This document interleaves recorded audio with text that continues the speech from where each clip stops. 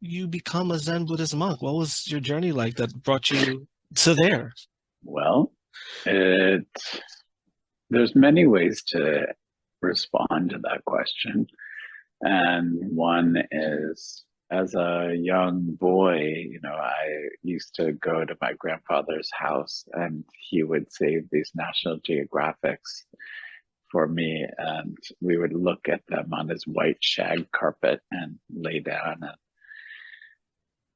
I loved him so much. And so time with him was really awesome. I would just like flip through the magazine, and I still can remember that smell when we used to look at magazines. And there was in National Geographic, they used to have like lost native tribes. And in this particular one, they had a profile of a city, and it was of Tokyo. And there was this image of all these different images of the city. And then I remember turning the page, and there was this photograph of this man with the Aryaragasa hat, which is this large bamboo hat where you can't see the person's eyes. And there he was doing what's called tokuhatsu, which is, begging, which is actually a way of remembering gratitude for the generations, that we're interdependent, that we need each other. Like you and I, Raphael, we couldn't have this conversation without each other. And it's all of these ways that we use in the tradition to remember that. And he had this little smile, and all the people in the photograph are blurred. And except him, he was in focus.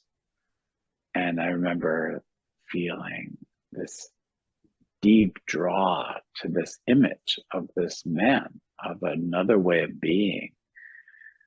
And I remember reading the caption underneath. It said Zen Buddhist monk in Tokyo. And I want to be that. And I remember coming home from that trip and telling my mother I wanted to grow up to be a Zen Buddhist monk. And she was like, that's cool.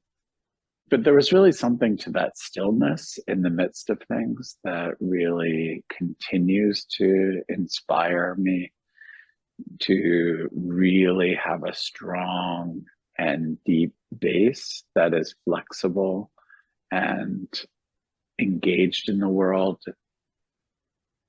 continues to inspire me. So as a boy at 8 years old, that was a kind of a crystalline moment of something crystallizing. And it was not until later that I met my first Zen teacher. Well, you definitely became a Zen Buddhist monk, so I did. Yeah, isn't that crazy? Like some people say, I want to be an astronaut, and they don't become one. And my aspiration was to be a Zen Buddhist monk, and here I am, a Zen Buddhist monk.